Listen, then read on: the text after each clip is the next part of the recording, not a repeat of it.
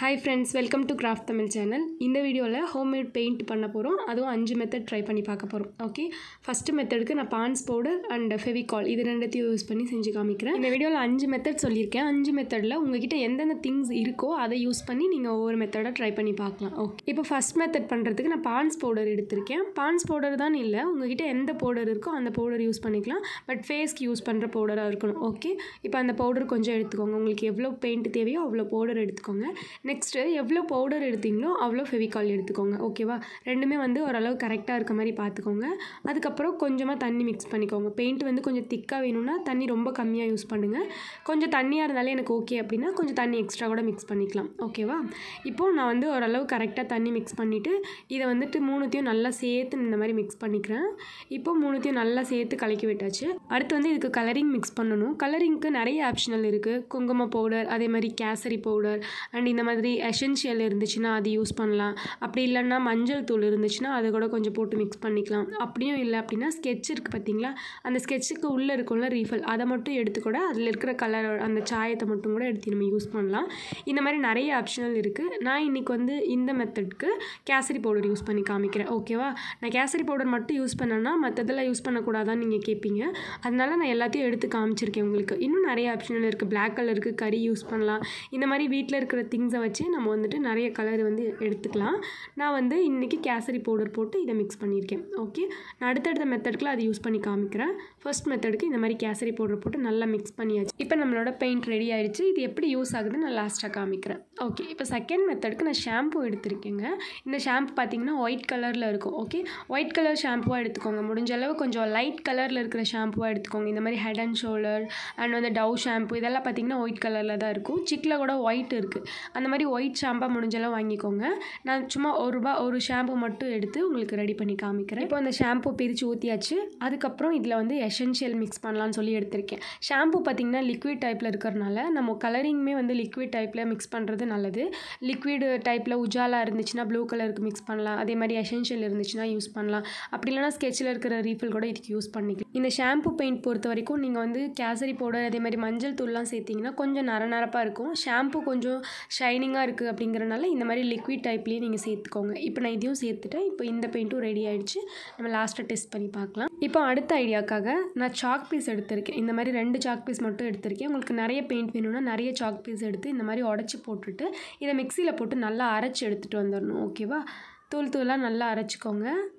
கட்டி கட்டியாக இல்லாமல் நல்லா தூளாக இருக்க மாதிரி அரைச்சி இந்த மாதிரி எடுத்துக்கோங்க. அரைச்சி எடுத்தாச்சு. அதுக்கப்புறம் இதில் வந்து நான் கொஞ்சமாக தண்ணி மிக்ஸ் பண்ணிக்கிறேன்.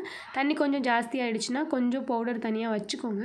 அதையே திரும்ப எடுத்து இதுக்கு மிக்ஸ் பண்ணிக்கோங்க. அதான் அந்த சாக் பீஸில் அரைச்ச பவுடர் இருக்கும்ல, அதை தான் சொல்கிறேன்.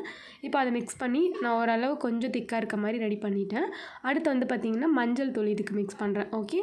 உங்களுக்கு எந்தளவு கலர் வேணுமோ அந்தளவு மஞ்சள் தூளை கொஞ்சமாக போட்டுட்டு இப்படி மிக்ஸ் பண்ணிக்கோங்க. இப்போ எனக்கு இந்தளவு ஓகேன்னு தோணுச்சு. நான் இந்தளவு மிக்ஸ் பண்ணிவிட்டேன். இந்த சாக் பீஸ் பெயிண்ட்டை பொறுத்த வரைக்கும் நீங்கள் சாக் பீஸ் எவ்வளோ நல்லா சாஃப்ட்டாக அரைக்கிறீங்களோ அந்தளவு தான் பெயிண்டோட ரிசல்ட் கிடைக்கும். அதனால் நல்லா பார்த்துக்கோங்க. ஓகே. இப்போ நெக்ஸ்ட் மெத்தட்குள்ளே போகலாம். அடுத்து பண்ணுறதுக்காக நான் பேஸ்ட் எடுத்திருக்கேன். இது வந்து கோல்கேட் பேஸ்ட்டு. இது நல்லா ஒயிட் கலரில் இருக்கும். அதனால் இந்த பேஸ்ட் எடுத்திருக்கேன் கொஞ்சமாக. அதுக்கப்புறம் கொஞ்சம் தண்ணி எடுத்துக்கோங்க.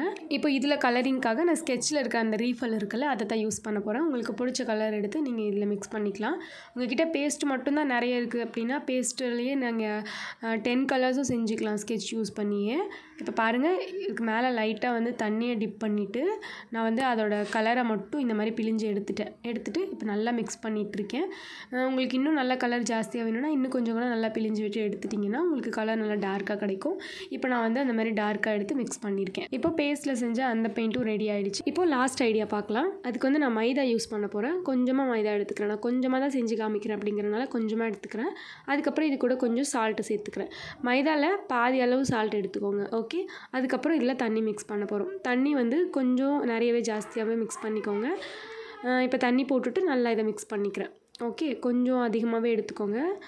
ஏன்னா மைதா நல்லா பிசு பிசுப்பாக இருக்கும். அதனால் தண்ணி கொஞ்சம் ஜாஸ்தியாக இருந்தால் கரெக்டாக இருக்கும். ஓகே. இப்போது இது எல்லாத்தையும் நல்லா மிக்ஸ் பண்ணிக்கிறேன். இப்போ மிக்ஸ் பண்ணியாச்சு. அடுத்து இதில் கலரிங்க்காக நான் வந்து இந்த மாதிரி குங்குமம் பவுடர் ஆட் பண்ணுறேன். இப்போ சேர்த்துட்டு நல்லா மிக்ஸ் பண்ணிக்கோங்க. கொஞ்சம் கலர் ஜாஸ்தியாக வேணும்னா கொஞ்சம் எக்ஸ்ட்ரா கூட சேர்த்துக்கலாம். ஓகே, இப்போ நான் கொஞ்சம் எக்ஸ்ட்ரா சேர்த்து நல்லா மிக்ஸ் பண்ணி விட்டுட்டேன். அவ்வளோதாங்க. இப்போ நம்ம 5 மெத்தட் பெயிண்ட்டும் ரெடி பண்ணி முடிச்சாச்சு. இப்போ இது எல்லாத்தையும் டெஸ்ட் பண்ண போகிறோம். ஃபஸ்ட்டு வந்து இந்த ஷாம்பில் ரெடி பண்ணோம்ல, அதை தான் நான் வந்து எப்படி இருக்குன்னு டெஸ்ட் பண்ணி பார்க்க போகிறேன். ஷாம்பில் பண்ணது ரொம்பவே ஷைனிங்காகவும் சூப்பராகவும் இருந்துச்சு. இப்போ அடிக்கிறதுக்கே நல்லா இருந்தது. பாருங்கள் எவ்வளோ நல்லா இருக்குன்னு சொல்லிட்டு நல்ல ஒரு ரிசல்ட் கிடச்சிருக்குன்னே சொல்லலாம். ஷாம்பில் பண்ணுறது கண்டிப்பாக நல்லாயிருக்கு. எல்லாருமே ட்ரை பண்ணி பாருங்கள். பெயிண்ட் இல்லை அப்படிங்கிற பட்சத்தில் இந்த மாதிரி ஷாம்பு எடுத்து ட்ரை பண்ணி பார்க்கலாம். அடுத்து வந்து பார்த்திங்கன்னா நம்ம பேஸ்ட்டில் பண்ணோம்ல, அதுதான். பேஸ்ட்டில் பண்ணதுமே சூப்பராக இருந்துச்சு. பேஸ்ட்டில் பண்ணது எப்படின்னா அப்படியே கடையில் வாங்கினா எப்படி இருக்குமோ அந்த பெயிண்ட் மாதிரி இருந்துச்சு நேச்சராக. அதனால் கண்டிப்பாக வீட்டில் கொஞ்சமாக பேஸ்ட் இருந்துச்சுன்னா அது யூஸ் பண்ணி பெயிண்ட் ரெடி பண்ணி பாருங்கள். ரொம்ப நல்லா வந்திருக்கு ரிசல்ட்டு. ஓகே, அது வந்து நீங்கள் பார்த்தீங்கனாலே தெரியும் உங்களுக்கு எந்த அளவு வந்திருக்கு அப்படின்னு சொல்லிட்டு. நான் உங்களுக்கு ஜூமாக தான் காமிச்சிட்ருக்கேன். சூப்பராக வந்திருக்கு. அடுத்து வந்து இந்த பான்ஸ் பவுடர் யூஸ் பண்ணி ரெடி பண்ணோம்ல, அதை வந்து ட்ரை பண்ணி பார்க்கலாம். இந்த பெயிண்ட் பொறுத்த வரைக்கும் நம்ம powder and kesari powder mix பண்ணி பண்ணியிருந்தோம். ரெண்டுமே வந்து பவுடர் டைப் தான். அதனால் எப்படி இருந்துச்சுன்னா பண்ணுறதுக்குலாம் நல்லா தான் இருக்குது, கலரிங்கும் நல்லா தான் இருக்குது.